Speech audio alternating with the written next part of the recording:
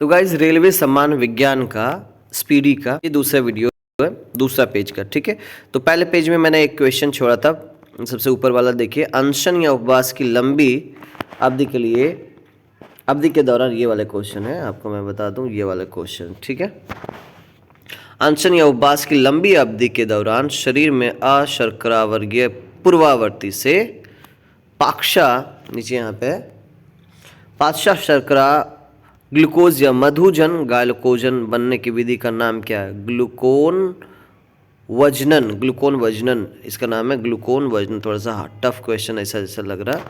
ठीक है, तो क्वेश्चन थोड़ा सा देख लीजिएगा एक बार फिर से। अनशन या उपवास की लंबी अवधि के दौरान जब हम फास्टिंग करते हैं, लंबा फास्टिंग करते हैं, शरीर में अशर्करा वर्गीय पूर्वावर्ती से पाक्षा शर्करा यानी ग्लूकोज या मधुजन ग्लाइकोजन बनने की विधि का नाम क्या है? तो ग्लूकोन वजनन। ये याद रखना है ग्लूकोन वजनन क्या होता है। चलो अब हम इस पेज को अच्छे से स्टार्ट करते हैं, तो ध्यान से समझिएगा एक एक चीज़ को, और क्वेश्चन ज़्यादा से ज़्यादा सोचूंगा याद करें आप लोग। ठीक है, तो आपको ये क्या करना है, क्वेश्चन को सारे को याद करना है, रिपीट करके भी देख सकते हैं आप लोग। चलो मैं इसको पहले ना फ्लाइट मोड में डाल देता हूँ ताकि डिस्टर्ब ना। अब शुरू करते हैं, तो ध्यान से सभी लोग को देखते रहना है इस वीडियो को। क्वेश्चन हमारा अगला है यहाँ से कि सभी जीवधारियों में पाए जाने वाला कौन सा यौगिक है जिसमें भरपूर मात्रा में फास्फोरस पाया जाता है? तो याद रखना है सभी जीवधारियों में पाए जाने वाला कौन सा यौगिक है, यौगिक का नाम बताना है जिसमें भरपूर मात्रा में फास्फोरस है और ये सभी जीवधारी में पाया जाता है। ध्यान रखना है कि जीवधारियों में पाए जाने वाला कौन सा यौगिक है। ये यौगिक है जो सभी जीवधारी में भरपूर मात्रा में पाया जाता है फास्फोरस। तो क्या है? न्यूक्लिक अम्ल। ठीक है, न्यूक्लिक अम्ल ध्यान रखिएगा, जिसमें भरपूर मात्रा में फास्फोरस पाया जाता है तो न्यूक्लिक अम्ल में। ठीक है, और ये सभी जीवधारियों में पाया जाता है। एक बार फिर से क्वेश्चन रिपीट करता हूँ, सभी जीवधारियों में पाए जाने वाला कौन सा यौगिक है जिसमें भरपूर मात्रा में फास्फोरस पाया जाता है? तो आंसर होगा न्यूक्लिक अम्ल। अगला क्वेश्चन है, भारत में केंद्रीय धान अनुसंधान केंद्र कहाँ है? केंद्रीय धान अनुसंधान केंद्र कहाँ है? याद रखना है, भारत में केंद्रीय धान अनुसंधान केंद्र कहाँ है? तो कटक। और ये कटक कहाँ पड़ता है? उड़ीसा में। कटक कहाँ है? उड़ीसा में। केंद्रीय धान अनुसंधान भारत में कहाँ है? तो कटक में है, उड़ीसा में। चलिए आगे बढ़े। बोला कि किस वैज्ञानिक को प्रकाश संश्लेषण पर कार्य करने के लिए नोबेल पुरस्कार मिला है? यानी ध्यान रखना कि किस वैज्ञानिक को, क्वेश्चन समझना है, किस वैज्ञानिक को प्रकाश संश्लेषण पर कार्य करने के लिए नोबेल पुरस्कार मिला है? किस वैज्ञानिक को प्रकाश संश्लेषण पर कार्य करने के लिए नोबेल पुरस्कार मिला है? तो मेल्विन कैल्विन। ठीक है, क्या? मेल्विन कैल्विन को क्या मिला है? तो नोबेल पुरस्कार मिला है। ठीक है, किस लिए मिला है? तो प्रकाश संश्लेषण पर कार्य करने के लिए। ठीक है, प्रकाश संश्लेषण पर कार्य करने के लिए मिला है। मेल्विन कैल्विन को क्या मिला है? नोबेल पुरस्कार मिला है। ठीक है, तो अगला क्वेश्चन पे चलते हैं इस वीडियो में। किस पदार्थ के संचय से मांसपेशी में थकावट पैदा होती है? किस पदार्थ के संचय से मांसपेशी में थकावट पैदा होती है? तो लैक्टिक अम्ल। याद रखना, लैक्टिक अम्ल। ठीक है, थकावट पैदा होती है। ठीक है ना? तो किस पदार्थ के संचय से? तो ये हो जाएगा लैक्टिक अम्ल। एक बार फिर से क्वेश्चन, किस पदार्थ के संचय से मांसपेशी में थकावट पैदा होती है? तो आंसर है लैक्टिक अम्ल। ध्यान रखना है, क्या? लैक्टिक अम्ल, याद रखना। ठीक है, लैक्टिक अम्ल से ही हमको मतलब थकावट पैदा होता है। किन रुधिर कोशिकाओं की मदद से रोगों के प्रतिरोध पैदा होते हैं? तो लसीकाणु यानी लिम्फोसाइट। याद रखना, किन रुधिर कोशिकाओं की मदद से रोगों के प्रति प्रतिरोध पैदा होता है? तो लसीकाणु या लिम्फोसाइट, यानी लसीकाणु का नाम क्या है? लिम्फोसाइट है। ठीक है, ये क्या है? लिम्फोसाइट क्या है? तो किन रुधिर कोशिकाओं की मदद से रोगों के प्रति प्रतिरोध पैदा होता है? तो लसीकाणु। ध्यान रखना। ठीक है, तो एक बार फिर से क्वेश्चन आपको पढ़ देता हूँ ताकि आपको याद हो जाए। किन रुधिर कोशिकाओं की मदद से रोगों के प्रति प्रतिरोध पैदा होता है? तो लसिकाणु या लिम्फोसाइट। ठीक है, नेक्स्ट क्वेश्चन पे चलते हैं। मनुष्य में लाल रुधिर कोशिकाओं के जीवन की अवधि कितनी होती है? यानी जो लाल रक्त कण है ना, उसकी अवधि कितनी होती है? तो 120 दिन। याद रखना है, मनुष्य में लाल रुधिर कोशिकाओं के जीवन की अवधि कितनी होती है? तो 120 दिन। एक बार फिर से क्वेश्चन सुनिए और जवाब दीजिए। मनुष्य में लाल रुधिर कोशिकाओं के जीवन की अवधि कितनी होती है? तो 120 दिन होती है। ठीक है, याद रखना। अगला है शीरा रक्त को ऑक्सीकरण के लिए फेफड़ों तक किसके द्वारा ले जाया जाता है? तो फुफ्फुस धमनी के द्वारा। ठीक है, शीरा रक्त को ऑक्सीजन के लिए फेफड़ों तक किसके द्वारा ले जाया जाता है? तो फुफ्फुस धमनी। तो फुफ्फुस धमनी के द्वारा ले जाया जाता है। ध्यान रखना है, फुफ्फुस धमनी के द्वारा क्या ले जाया जाता है? शीरा रक्त को ऑक्सीकरण के लिए फेफड़ों तक किसके द्वारा ले जाया जाता है? तो फुफ्फुस धमनी के द्वारा। तो ये था क्वेश्चन। ठीक है, अब आगे बढ़ते हैं। क्या है? तो बोला कि कृत्रिम गुर्दा किस सिद्धांत पर कार्य करता है? यानी कृत्रिम गुर्दा यानी मानव निर्मित जो गुर्दा है, यानी गुर्दा का मतलब किडनी। ठीक है, किस सिद्धांत पर कार्य करता है? तो डायलिसिस बोलते हैं ना, डायलिसिस, जिसको हम लोग हिंदी में अपोहन कहते हैं। तो कृत्रिम जो गुर्दा है यानी आर्टिफिशियल किडनी जो होता है, किस सिद्धांत पर कार्य करता है? तो वो करता है अपोहन यानी डायलिसिस। ठीक है, एक बार फिर से क्वेश्चन, कृत्रिम गुर्दा किस सिद्धांत पर कार्य करता है? तो अपोहन यानी डायलिसिस। ठीक है, यानी जो किडनी होता है आर्टिफिशियल किडनी, ठीक, किस सिद्धांत पर कार्य करेगा? तो करेगा डायलिसिस पर। एक व्यक्ति की आंखों का रंग काला, नीला या भूरा उस वर्ण यानी वर्ण मतलब पिगमेंट पर आश्रित होता है, किसमें पाया जाता है? परितारिका मतलब आइरिस में पाया जाता है। ठीक है, यानी परितारिका। ध्यान रखना है, आंसर क्या है? परितारिका। एक व्यक्ति की आंखों का रंग काला, नीला या भूरा जो होता है किस पर आश्रित होता है? ठीक है, किसके कारण? तो ये जो पिगमेंट होता है ना, यानी कलर होता है आंखों का, वो किस पर आश्रित होता है? वो होता है परितारिका। ठीक है, यानी आइरिस पर आश्रित होता है, आइरिस पर डिपेंड होता है। ठीक, आगे है।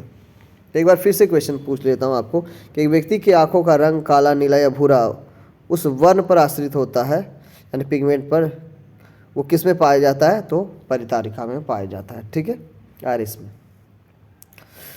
अगला है कि जब आँख में धूल चली जाती है तो कौन सा हिस्सा सूजकर गुलाबी हो जाता है? आँख वाला क्वेश्चन है, ध्यान रखना है। पहला वाला हो गया क्वेश्चन क्या था? व्यक्ति की आंखों का रंग नीला काला होता है जो किस मतलब कि किस पर आश्रित होता है, किस में पाया जाता है? तो परितारिका यानी आइरिस में। दूसरा क्वेश्चन है कि जब आँख में धूल चली जाती है तो कौन सा हिस्सा सूजकर गुलाबी हो जाता है, यानी गुलाबी होता है सूजकर? तो आगे जो है आंसर वो है नेत्र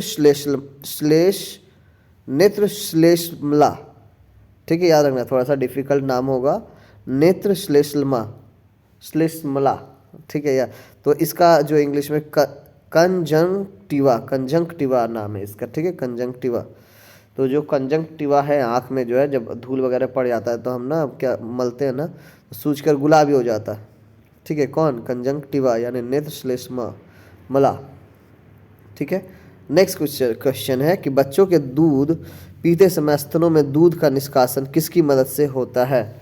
यानी बच्चा जब दूध पीता है तो दूध का जो निष्कासन होता है किसकी मदद से होता है? तो ऑक्सीटोसिन। क्या होगा? ऑक्सीटोसिन। यानी बच्चों के दूध पीते समय स्तनों में दूध का निष्कासन जो होता है किसकी मदद से होता है? तो ऑक्सीटोसिन। याद रखना है, बच्चे के दूध पीते समय स्तनों में दूध का निष्कासन ऑक्सीटोसिन की मदद से होता है। ठीक है, निषेचन सामान्यतः कहाँ होता है?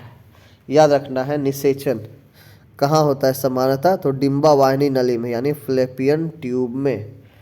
ठीक है, फैलोपियन ट्यूब में होता है। याद रखना है, निषेचन सामान्यतः कहाँ होता है? तो फैलोपियन ट्यूब में होता है। याद रखना है सीधा। डिम्बा वाहिनी नली इसको बोलते हैं, फ्लैपियन ट्यूब को क्या बोलते हैं? डिम्बा वाहिनी नली बोलते हैं। कभी कभी हिंदी भी दे देगा तो दिमाग खराब हो जाएगा, इसलिए याद रखना है दोनों, फ्लैपियन ट्यूब भी याद रखना है और डिम्बा वाहिनी भी याद रखना है। अगला है कृत्रिम वीर्य सेचन के उद्देश्य से वृषभ वीर्य को किसमें संचित किया जाता है? द्रव नाइट्रोजन में, यानी द्रव नाइट्रोजन में। कृत्रिम वीर्य सेचन के उद्देश्य से वृषभ वीर्य को किसमें संचित किया जाता है? तो द्रव नाइट्रोजन में किया जाता है। किसमें किया जाता है? द्रव नाइट्रोजन में किया जाता है कृत्रिम वीर्य, ठीक है, यानी बनावटी वीर्य सेचन के उद्देश्य से वृषभ को किसमें संचित किया जाता है? तो द्रव नाइट्रोजन में, याद रखना है इसको। किस पादप का पुष्प सबसे बड़ा होता है? रेफ्लेसिया, यानी कौन सा ऐसा पौधा है जिसका फूल सबसे बड़ा होता है दुनिया में? तो वो है रेफ्लेसिया। ध्यान रखना है किस पादप का पुष्प सबसे बड़ा होता है? तो ये हो गया रेफ्लेसिया, ठीक है। किस पादप का पुष्प, यानी फूल, पुष्प का मतलब फूल, पादप का मतलब पौधा, तो किस पौधे का फूल जो होता है सबसे बड़ा होता है? तो रेफ्लेसिया का होता है। अगला है असत्य फल मुख्य रूप से कौन कौन है? नारियल, कटहल, सेब। असत्य फल जो है कौन कौन से है? नारियल, कटहल, सेब, ये असत्य फल माना जाता है इसको।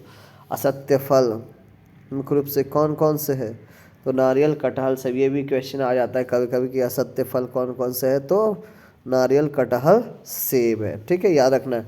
असत्य फल कौन कौन से है? नारियल, कटहल और सेब है। आगे हम लोग बढ़ते हैं।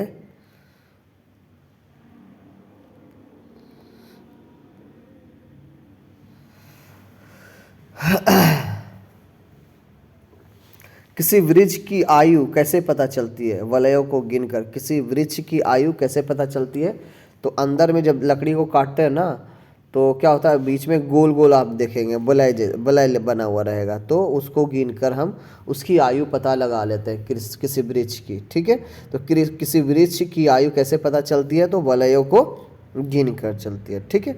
नेक्स्ट क्वेश्चन पे चलते हैं। जल संवर्धन यानी हाइड्रोपोनिक्स क्या है? जल संवर्धन या हाइड्रोपोनिक्स क्या है? तो बिना मिट्टी के पादप उगाना, याद रखना है। जल संवर्धन या हाइड्रोपोनिक्स क्या है? तो बिना मिट्टी के पादप उगाना, बिना मिट्टी के पादप उगाना, ठीक है।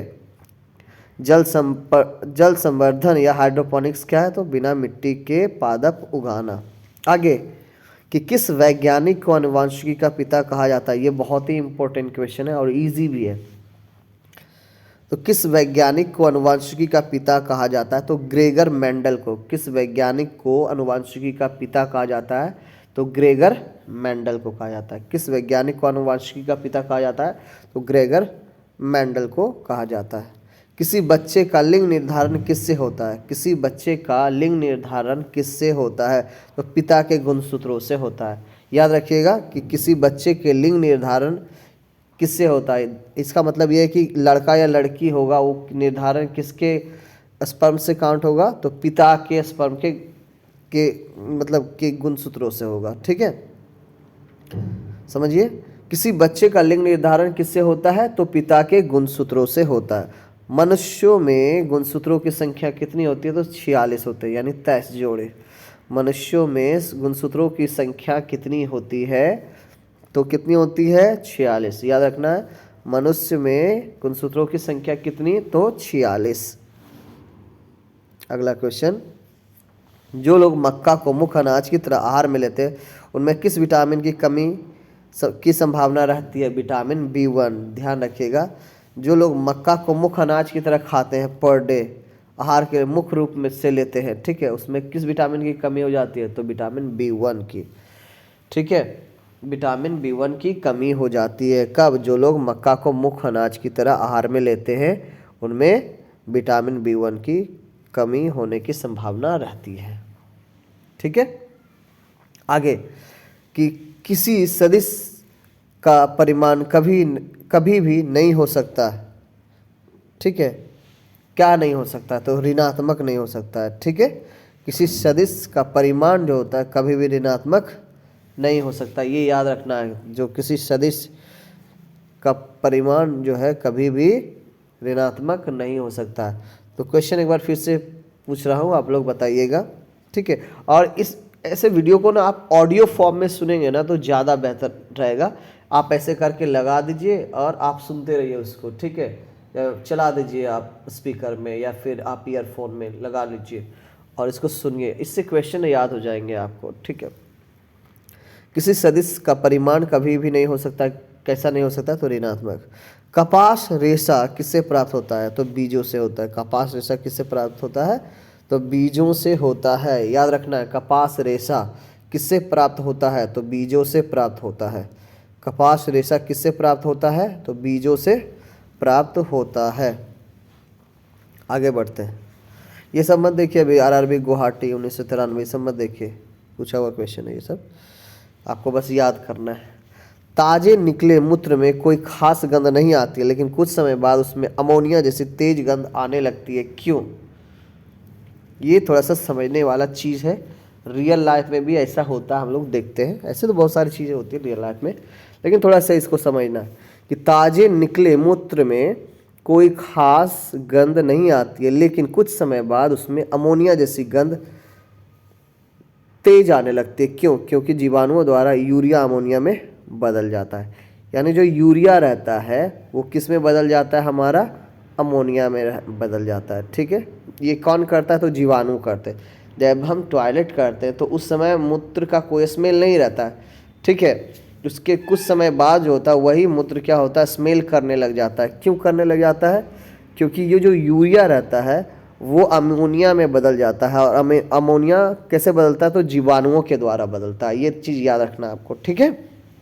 आगे बढ़े, एक बार फिर से क्वेश्चन पूछ लेते हैं कि ताजे निकले मूत्र में कोई खास गंध नहीं आती है, लेकिन कुछ समय बाद उसमें अमोनिया जैसी तेज गंध आने लगती है, क्यों।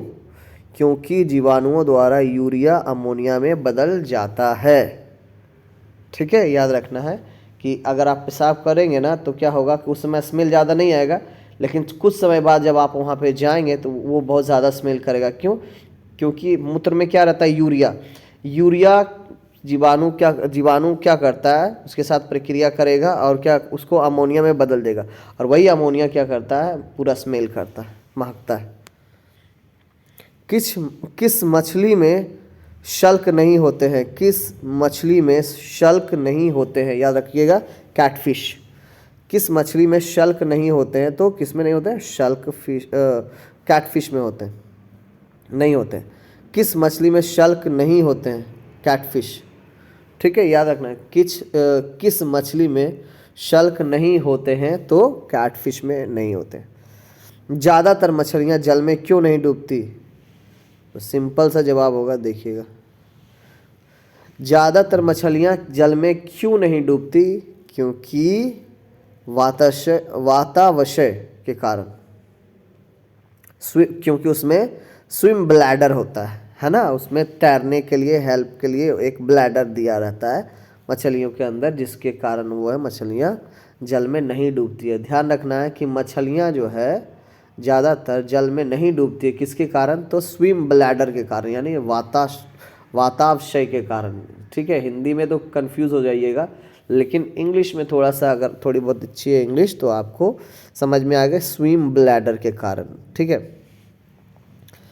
चलिए, तो एक बार फिर से क्वेश्चन पूछ लेता हूँ, किस मछली में शल्क नहीं होता है, तो कैटफिश शल्क नहीं होता। ज़्यादातर मछलियाँ जल में क्यों नहीं डूबती, तो स्विम ब्लैडर के कारण, यानी वातावशय के कारण, ठीक है। आगे बढ़ते हैं कि सर्वप्रथम विषाणु को शुद्ध क्रिस्टलीय रूप में किस वैज्ञानिक ने अलग किया, तो WM स्टैनले ने। कौन किया, WM स्टैनले ने। सर्वप्रथम विषाणु को शुद्ध क्रिस्टलीय रूप में किस वैज्ञानिक ने अलग किया, तो WM स्टैनले ने। सर्वप्रथम विषाणु को शुद्ध क्रिस्टलीय रूप में किस वैज्ञानिक ने अलग किया, तो WM स्टैनले ने, ठीक है। ये क्वेश्चन हो गया। अगला क्वेश्चन है, इजी क्वेश्चन है, देखिएगा। ग्रेगर मेंडल ने किस पौधे पर शोध कर आनुवांशिक सिद्धांत का प्रतिपादन किया। बहुत ही इजी क्वेश्चन पूछा भी गया, तो मटर के पौधे, ठीक है। ध्यान रखिएगा, ग्रेगर मेंडल ने किस पौधे पर शोध कर आनुवांशिक सिद्धांत का प्रतिपादन किया, तो मटर के पौधे, ठीक है। ग्रेगर मेंडल ने किस पौधे पर शोध कर आनुवांशिक सिद्धांत का प्रतिपादन किया? तो मटर के पौधे, याद रखना। अगर ये वाले बुक आपके पास है तो क्या करिए, वो बुक को एक बार पढ़िए और इस वीडियो को सुनिए और आंसर दीजिए, ठीक है। इससे आपको फ़ायदा हो जाएगा कि उससे तो आप पढ़ लिए, आंसर आ गया, जैसे ही इसका क्वेश्चन होता है तो मेरे बताने से पहले क्वेश्चन का आंसर आप दे दीजिए। इससे आपका ना एक मॉक टेस्ट जैसा भी हो जाएगा।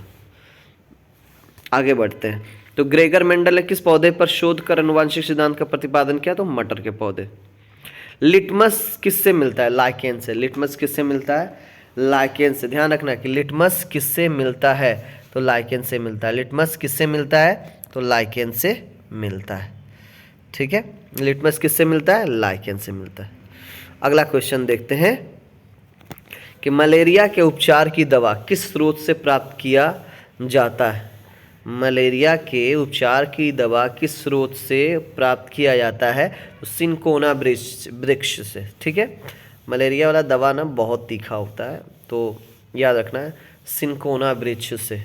मलेरिया के उपचार की दवा किस स्रोत से प्राप्त किया जाता है?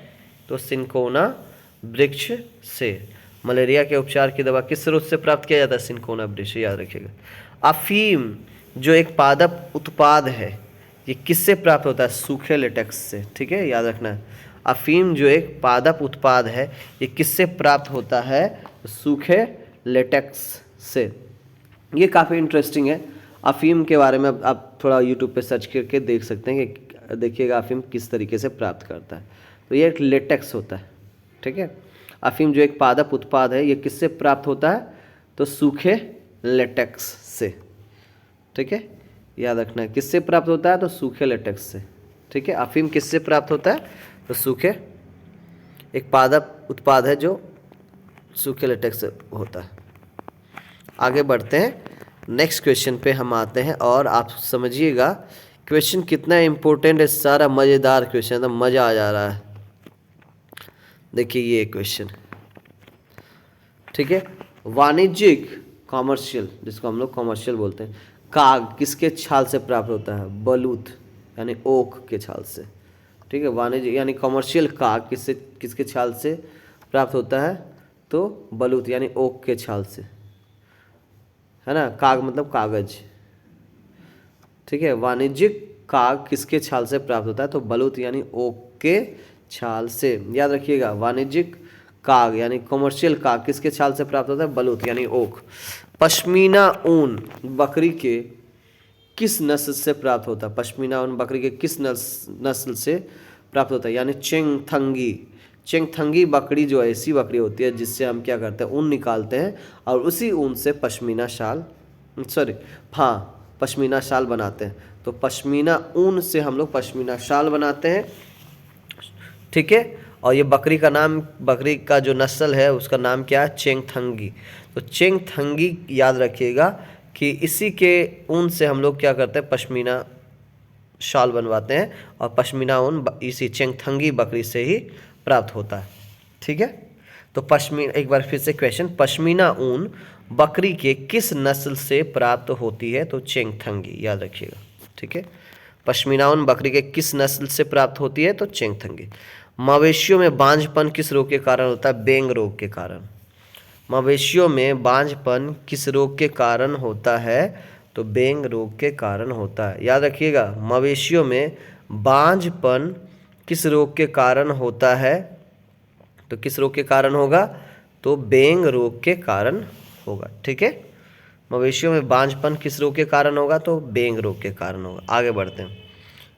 अधिक शराब पीने वाले लोग अधिकांशतः किस बीमारी से मरते हैं? सूत्रण रोग यानी सिरोसिस के कारण। अधिक शराब पीने वाले लोग अधिकांशतः किस बीमारी से मरते हैं? तो सूत्रण रोग यानी सिरोसिस के कारण। याद रखिएगा ये क्वेश्चन, अधिक शराब पीने वाले लोग कैसे मरते हैं, किस बीमारी से? तो सूत्रण रोग यानी सिरोसिस, ठीक है। राइबोसोम किसका कार्य करती है? राइबोसोम, ध्यान रखना है, राइबोसोम किसका कार्य करती है? तो प्रोटीन संश्लेषण का कार्य करती है। राइबोसोम किसका कार्य करती है? तो प्रोटीन संश्लेषण का कार्य करती है। राइबोसोम किसका कार्य करती है? तो प्रोटीन संश्लेषण का कार्य करती है, ध्यान रखना है इसको। अधिक शराब पीने वाले व्यक्ति अधिकांश किससे मरते हैं? तो सूत्रण यानी सिरोसिस रोग से। राइबोसोम किसका कार्य करते हैं? तो प्रोटीन को संश्लेषण करना इसका कार्य है। ठीक है, राइबोसोम किसका कार्य करते हैं? तो प्रोटीन संश्लेषण। मरुस्थल में उगने वाले पौधे क्या कहलाते हैं? मरुस्थल में उगने वाले पौधे क्या कहलाते हैं? मरुद्भिद। क्या कहलाते हैं? मरुद्भिद। मरुस्थल में उगने वाले पौधे क्या कहलाते हैं? तो मरुद्भिद कहलाते हैं। मरुस्थल में उगने वाले पौधे क्या कहलाते हैं? तो मरुद्भिद कहलाते हैं। मरुस्थल में उगने वाले पौधे क्या कहलाते हैं? तो मरुद्भिद कहलाते हैं। याद रखिएगा, मरुस्थल में उगने वाले पौधे को क्या कहते हैं? तो मरुद्भिद कहते हैं। आगे क्या क्वेश्चन? भोपाल में 1984 में जो गैस लीक हुई थी वो कौन सी गैस थी? एकदम खतरनाक क्वेश्चन है, एकदम इम्पोर्टेंट है, इसको भूलिएगा मत। भोपाल में 1984 ईस्वी में जो गैस लीक हुई थी वो कौन सी गैस थी? तो मिथाइल आइसोसाइनेट। क्या नाम था उसका? Methyl isocyanate. भोपाल में 1984 में जो गैस लीक हुई थी वो कौन सी गैस थी? Methyl isocyanate. ठीक है, आइसोसाइनेट, मिथाइल आइसोसाइनेट। याद रखना गैस का नाम क्या है? Methyl isocyanate. कब हुआ था ये घटना? भोपाल में 1984 में हुआ था। ठीक है, और गैस लीक हो गई थी, यही गैस मिथाइल आइसोसाइनेट,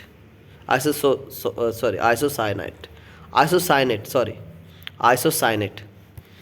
अगला क्वेश्चन है, एक बार फिर से। भोपाल में 1984 में जो गैस लीक हुई थी वो कौन सी गैस थी? तो मिथाइल आइसोसाइनेट। भैंस के मुख्य नस्लें कौन कौन सी है? याद रखना, मुर्रा, सुरती, भदवाड़ी, जाफराबादी है और मेहसाना है। याद रखना है। भैंस आप भी देखे होंगे, कई प्रकार के भैंस हमारे यहाँ भी दिखते हैं। हमारे तो गोरा गोरा भी भैंस दिख जाता है कभी कभी। भैंस के मुख्य नस्लें कौन कौन सी है? मुर्रा, सुरती, भदवाड़ी, जाफराबादी और मेहसाना। ठीक है, याद रखना भैंस के मुख्य नस्लें कौन कौन सी है? तो मुर्रा, सुरती, भदवाड़ी, जाफराबादी और मेहसाना, ये भैंस के नस्लें हैं। कौन कौन? मुर्रा, सुरती, भदवाड़ी, जाफराबादी और मेहसाना। मुर्रा, सुरती, भदवाड़ी, जाफराबादी और मेहसाना। चलिए, केंद्रीय बकरी अनुसंधान संस्थान की स्थापना कहाँ की गई है? केंद्रीय बकरी अनुसंधान संस्थान की स्थापना कहाँ की गई? तो उत्तर प्रदेश के मथुरा के पास मखदूम में। ठीक है, उत्तर प्रदेश के मथुरा के पास जो है मखदूम में किया गया। क्या? केंद्रीय बकरी अनुसंधान संस्थान की स्थापना। ठीक है, केंद्रीय बकरी अनुसंधान संस्थान की स्थापना जो की गई उत्तर प्रदेश में मथुरा के पास मखदूम में किया गया था। एक बार फिर से क्वेश्चन है, याद कर लीजिए, लास्ट बार बोल रहा हूँ। केंद्रीय बकरी अनुसंधान संस्थान की स्थापना कहाँ की गई? तो उत्तर प्रदेश के मथुरा के पास मखदूम में। ठीक है, राष्ट्रीय ऊंट अनुसंधान केंद्र कहाँ है? राष्ट्रीय ऊंट अनुसंधान केंद्र कहाँ है? तो राष्ट्रीय ऊंट अनुसंधान केंद्र कहाँ है? उत्तर प्रदेश के मथुरा के बीकानेर राजस्थान में। ठीक है, बीकानेर राजस्थान में राष्ट्रीय ऊंट अनुसंधान केंद्र कहाँ है? तो बीकानेर राजस्थान में। याद रखना, बकरी वाला जो कहाँ था? तो उत्तर प्रदेश के मथुरा के पास मखदूम में। ठीक है, और ऊंट वाला कहाँ है? तो बीकानेर में है, राजस्थान। बीकानेर कहाँ पड़ता है? तो राजस्थान में पड़ता है। एक बार फिर से क्वेश्चन है कि राष्ट्रीय ऊंट अनुसंधान केंद्र कहाँ है? तो बीकानेर राजस्थान। आगे, दालचीनी जो सब्जी में डालने पर टेस्टी हो जाता है, दालचीनी कहाँ से प्राप्त होता है? तो वृक्षों के छाल से होता है। ऐसे भी देखते हैं, जब दालचीनी को देखेंगे तो लगेगा कोई वृक्ष का छाल है। ठीक है, लेकिन टेस्टी रहता है वो। दालचीनी कहाँ से प्राप्त होती है? तो वृक्षों के छाल से प्राप्त होती है। दालचीनी कहाँ से प्राप्त होते हैं? वृक्षों के छाल से प्राप्त होते हैं। मसालों की रानी, तो बचबो दे देगा इसका जवाब बच्चा भी। ठीक है, मसालों की रानी किसे कहा जाता है? किसको कहा जाता है? तो इलायची को कहा जाता है ना, इलायची। ठीक है, मसालों की रानी किसे कहा जाएगा? तो इलायची को कहा जाता है। मसालों की रानी इलायची को। दालचीनी कहाँ से प्राप्त होता है? तो वृक्षों की छाल से। फूलों का अध्ययन क्या कहलाता है? फूलों का अध्ययन क्या कहलाता है? तो एंथोलॉजी कहलाता है। फूलों का अध्ययन क्या कहलाएगा? तो एंथोलॉजी कहलाएगा। फूलों का अध्ययन क्या कहलाता है? एंथोलॉजी कहलाता है। एक बार फिर से, फूलों का अध्ययन क्या कहलाता है? जवाब होना चाहिए क्या आपका? एंथोलॉजी। आगे, और पेडोलॉजी में किसका अध्ययन किया जाता है? तो मिट्टी का। पेडोलॉजी में क्या किसका अध्ययन किया जाता है? पेडोलॉजी में किसका अध्ययन किया जाता है? तो मिट्टी का अध्ययन किया जाता है। याद रखना है आपको, फूलों का अध्ययन एंथोलॉजी, ठीक है। पेडोलॉजी किसका अध्ययन? तो मिट्टी का अध्ययन किया जाता है। ठीक है, पेडोलॉजी में किसका अध्ययन किया जाता है? तो मिट्टी का अध्ययन किया। फूलों का अध्ययन क्या कहलाता है? तो एंथोलॉजी कहलाता है।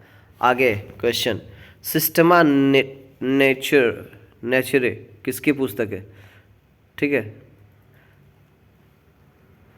तो आई थिंक ये नेचरे जो लिखा है ना, ये जो है ना आपका लैटिन वर्ड आई थिंक है, इसलिए ऐसा लिखा हुआ। सिस्टमा नेचरे पढ़ेंगे, इसकी किसकी पुस्तक है? तो कार्ल लीनियस की है। तो सिस्टमा नेचरे किसका है?